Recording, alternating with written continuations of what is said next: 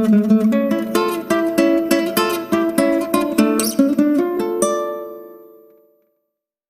semuanya, selamat datang di Novel Time, selamat menikmati ceritanya, dan jangan lupa like, komen, dan subscribe. Dulu Nixon pernah berkata kalau hanya ada orang tua kandung Prisa yang tinggal di rumahnya. Tapi bagi Prisa sekarang, hal itu sudah tidak penting lagi. Prisa hanya ingin mengunjungi nenek dan Bibi Ratih. Nyala api mulai berada tepat di hadapan Prisa dengan air mata yang mengalir bentuk kesedihan Prisa yang begitu mendalam. Nenek, Bibi Ratih, ini adalah terakhir kali aku mengunjungi dan membakar kertas untukmu. Maaf, aku sudah gagal dalam hidup ini. Aku telah mengecewakanmu. Dalam pandangan nenek dan Bibi Ratih, Prisa adalah sosok yang begitu baik, ceria dan optimis. Tapi pada akhirnya, dia sendiri yang membuat kehidupannya menjadi seburuk ini. Prisa pun tidak tahu kenapa hidupnya harus jadi seperti ini. Kenapa dia harus ada di titik ini? Mungkin memang Prisa pantas mendapatkannya. Kalau saja Prisa tidak terburu-buru pergi ke bar, tidak tidur seranjang dengan Askara, dan tidak melahirkan ke-6 anaknya, tidak kembali pulang, mungkin kejadian seperti hari ini tidak akan terjadi dalam hidupnya. Namun, nasi sudah menjadi bubur.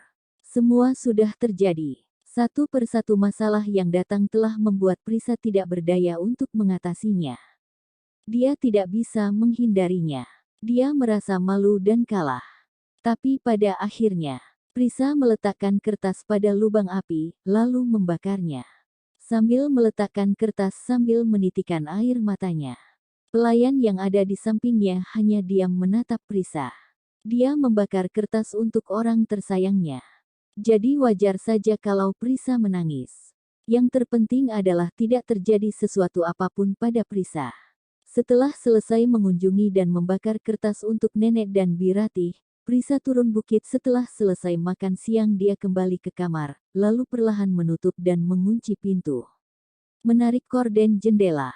Hanya ada sedikit pantulan cahaya dari luar yang menerangi kamar Prisa. Prisa mengambil sebotol alkohol dari bawah mejanya. Prisa menuangkan alkohol itu di atas kasurnya, di korden jendela, sampai di pintu kamarnya. Prisa merasa begitu damai saat melakukan hal ini. Setelah itu dia duduk di bawah meja, dan melihat keadaan sekitar. Seluruh kamar dipenuhi dengan tumpahan alkohol. Setelah melakukan hal itu, dia duduk di bawah meja sambil memandangi keadaan sekitar. Selama dia menyalakan api, seluruh api itu akan menyulut dan menyambar ke seluruh kamar. Hanya ada pelayan dan pengawal di bawah. Kekuatan mereka juga terbatas. Kalau Prisa terkena sulutan api, mereka pasti tidak bisa menyelamatkannya. Saat mereka berhasil menyelamatkan Prisa, tapi nanti Prisa sudah dalam keadaan tak bernyawa. Dulu Aksara juga menangkapnya saat dia ada di dalam kamar ini. Tapi sebenarnya kalau dipikir-pikir, banyak sekali kejadian yang Prisa dan Askara lewati bersama. Tapi, itu semua justru membuat Prisa kehilangan masa-masa lalunya. Prisa seperti ini sebenarnya begitu menakutkan.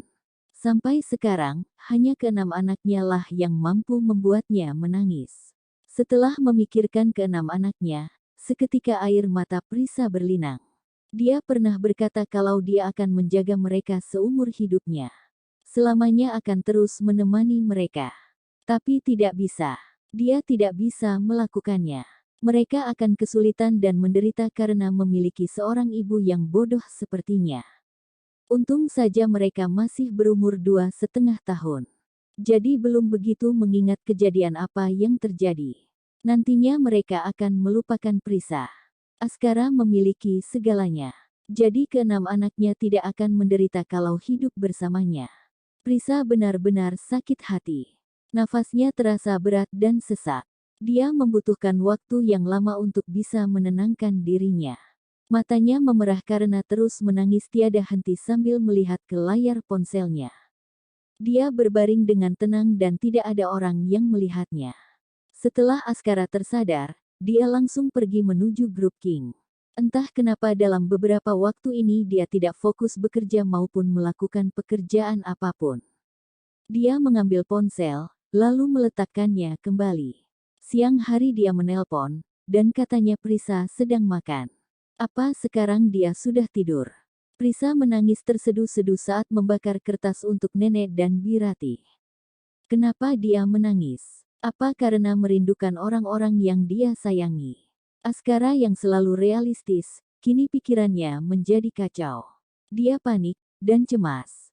Dia sudah menelponnya beberapa kali, tapi menelpon lewat pengawalnya. Apa harus menelpon Prisa sendiri langsung?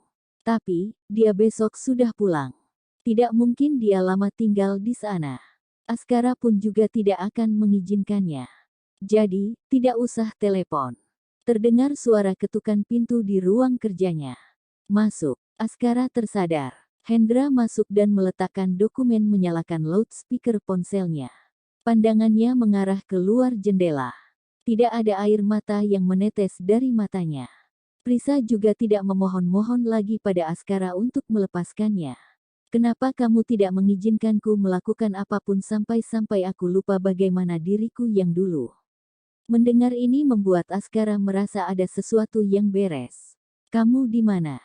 Hendra segera mengambil ponselnya lalu menelpon pengawal. Askara menatap Hendra. Hendra menggelengkan kepala dan berkata, tidak ada yang mengangkat teleponnya. Pelayan pun juga tidak mengangkat telepon. Apa yang terjadi? Kenapa tidak ada orang yang mengangkat teleponnya? Bagaimana mungkin pengawal mengabaikan teleponnya? Pasti terjadi sesuatu kalau mereka tidak mengangkat telepon. Aku di kamar, jawab Prisa. Askara berbalik badan keluar dari kantor, lalu berjalan naik ke rooftop, sambil berkata, kemana yang lain? Prisa tak menjawab, tangannya sudah memegang korek api. Askara, aku nggak akan kembali lagi. Tolong lepaskan aku. Oke, apa kamu tahu? Sebenarnya aku pernah berpikiran untuk bisa menikah dan hidup bahagia denganmu, merawat anak-anak, dan punya keluarga yang bahagia. Tapi akhirnya Askara sampai di rooftop lalu bergegas naik helikopter, aku akan ke sana. Aku segera sampai. Hendra tidak berhenti terus menelpon pengawal. Tapi tidak ada yang mengangkatnya. Lalu menelpon pemimpin yang menjabat di desa agar segera menyelamatkannya. Prisa mendengar suara helikopter lewat telepon. Tapi Prisa merasa suasana hatinya justru lebih tenang, lalu menyalakan korek api dan melemparkannya ke arah korden jendela. Api menyulut, dan membakar korden jendela. Api langsung menyala-nyala. Seketika ruangan ditelan oleh api. Gak usah kesini, aku baik-baik aja, ucap Prisa sambil melihat api yang semakin mendekat. Sudah tidak terlihat lagi bagaimana ekspresi wajahnya.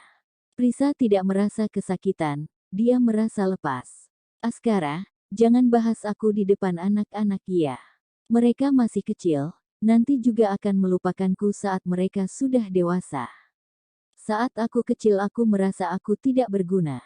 Tapi ternyata benar, uhuk-uhuk, asap api mulai memenuhi ruangan dan membuat Prisa batuk. Apa yang sebenarnya kamu lakukan? Askara teriak saat mendengar suara Prisa batuk. Aku kesana sekarang, kamu. Saat Askara belum menyelesaikan ucapannya. Tiba-tiba terdengar suara ponselnya yang terjatuh, dan tiba-tiba sinyalnya menghilang. Prisa. Askara mencoba menelepon kembali, tapi tidak menyambung. Prisa juga tidak bisa mendengar suara dari teleponnya. Prisa tergeletak ke lantai. Tatapan mata sudah kabur, hanya ada sedikit cahaya api di matanya. Sebelum api menyulut tubuhnya, Prisa sudah merasa dirinya tidak kuat lagi. Sejumlah kabut beracun mulai masuk ke saluran pernapasannya.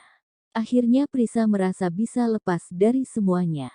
Terima kasih semuanya, jangan lupa untuk like, komen dan subscribe ya.